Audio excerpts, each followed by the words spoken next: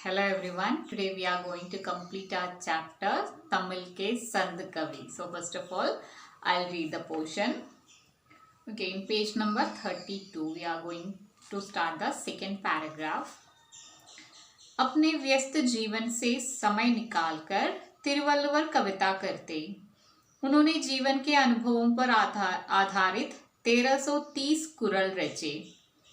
कुरल का अर्थ ही है छोटा और ये दो पंक्तियों में सिमटा छंद है।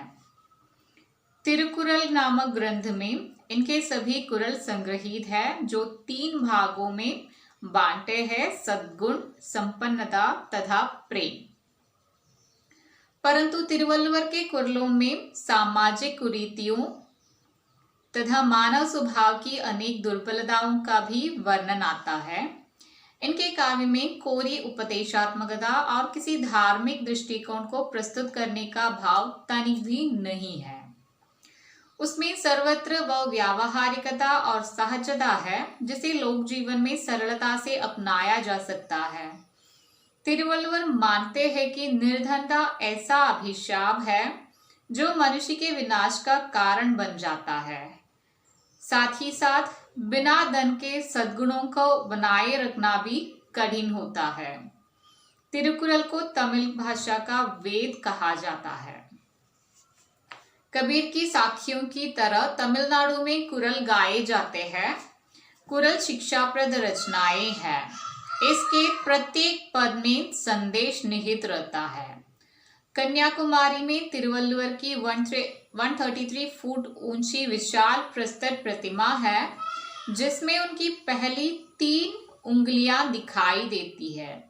इन 3 उंगलियों से उनके कुरलों के 3 प्रकरणों का संकेत मिलता है।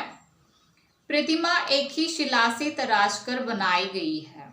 भारत के दक्षिण छोर पर अरब सागर, हिंद महासागर तथा बंगाल की घाटी के संगम स्थल पर इस विराट प्रतिमा को स्थापित किया गया है। प्रतिमा के आसपास विश्राम स्थली बनी है जहां से तीनों समुद्रों का विहंगम दृश्य देखा जा सकता है।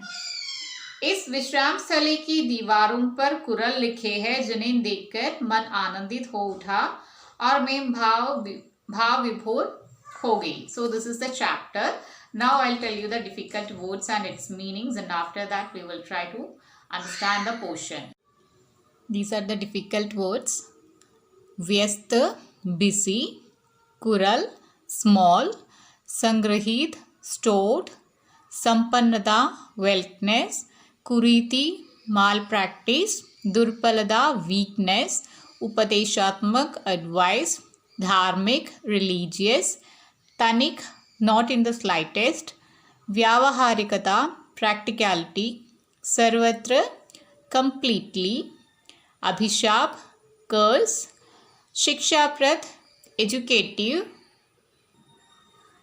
निहित contained, प्रकरण episode, संकेत clue, Shila rock, तराशना to trim, Sangam junction, घाड़ी bay, विश्राम स्थली रेस्ट हाउस, विहंगम दृश्य बर्ड्स आई व्यू, भाव विभोर इमोशनल.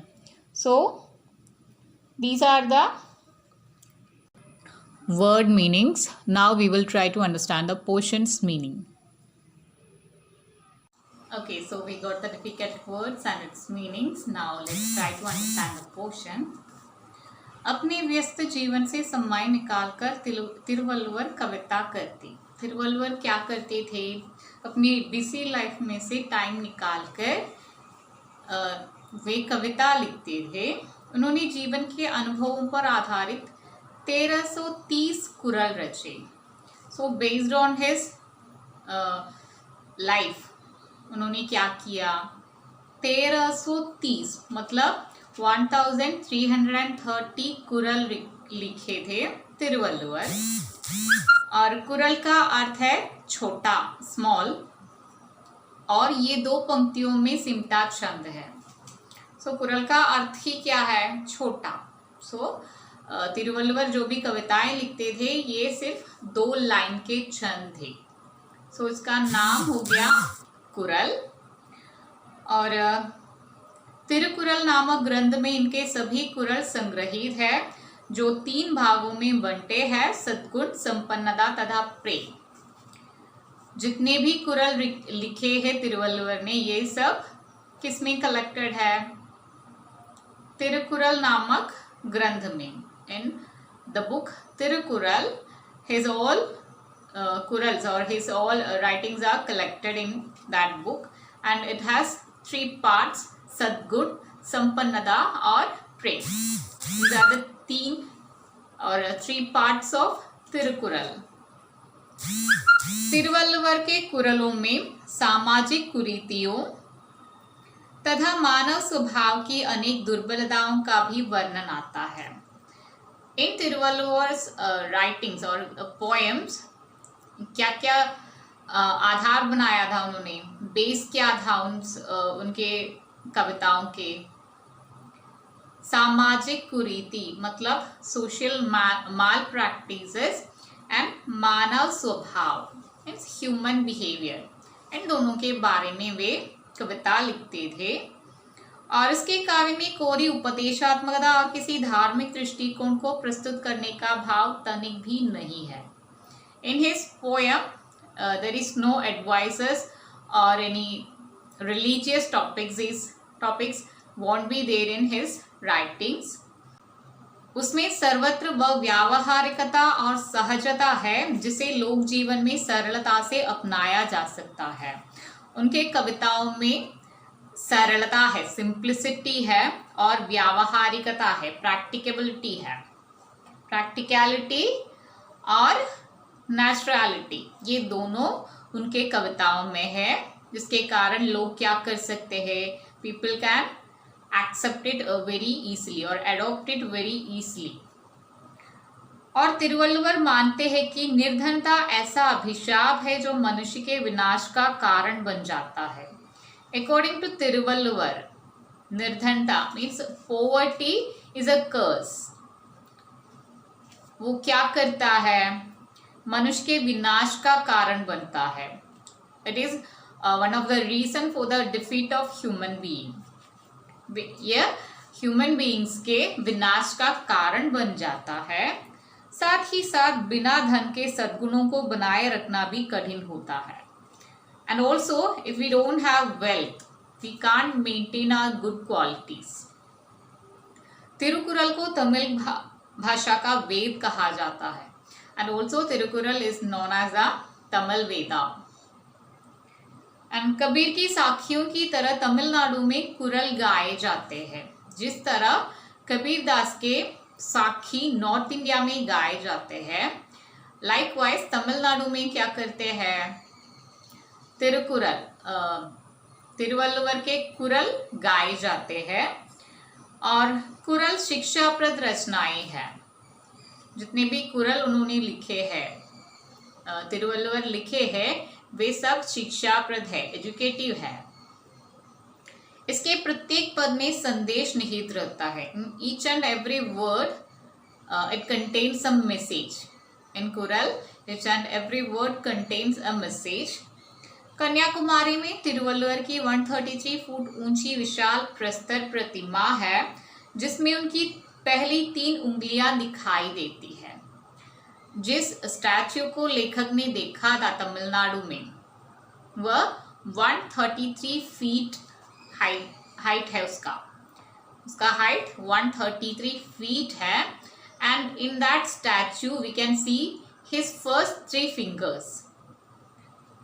एंड वह जो है इन 3 उंगलियों से उनके कुरलों के 3 प्रकरणों का संकेत मिलता है। वी स्टडी दैट उनका जो तिरुकुरल नामक ग्रंथ है, उसका 3 पार्ट्स है, 3 एपिसोड्स हैं, सद्गुण, संपन्नता और प्रेम।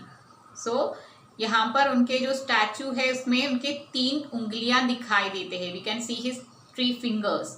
सो it shows the or it indicates the 3 episodes of his Thirukkural. प्रतिमा एक ही शिला से तराश कर बनाई गई है। एंड दैट 133 फीट लंबी प्रतिमा जो है, स्टैचू जो है, it is made of 1 rock, a single rock. Bharat के दक्षिण छोर पर अरब सागर, हिंद महासागर तथा बंगाल की खाड़ी के संगम स्थान पर इस विराट प्रतिमा को स्थापित किया है and it is situated in the junction of Arab Sagar, Hind Mahasagar and Bengal की खाड़ी. बंगाल की खाड़ी means bay of Bengal. So it is in the junction of Arabian Sea, Hind Mahasagar and also Bengal की खाड़ी, बे ऑफ बंगाल. प्रतिमा के आसपास विश्राम स्थली बनी है and nearby that statue many rest houses are there, जहाँ से तीनों समुद्रों का विहंगम दृश्य देखा जा सकता है. And from that rest houses we can see that 3 oceans. इस विश्राम स्थली की दीवारों पर कुरल लिखे हैं और जो रेस्ट हाउस है उसकी दीवारों पर क्या है, वॉल्स पर क्या है, कुरल लिखे गए हैं. तिरुवल्लुवर द्वारा लिखित कुरल लिखे गए हैं. Kural is there on the wall of that rest houses, जिन्हें देखकर मन आनंदित हो उठा. एंड व्हेन आवर लेखक saw that, when a writer saw that kural on the wall, he feel very happy. और मैं भाव विभोर हो गया and also he became very emotional. Okay, so this is the chapter. I hope you all understand this chapter. Thank you for watching.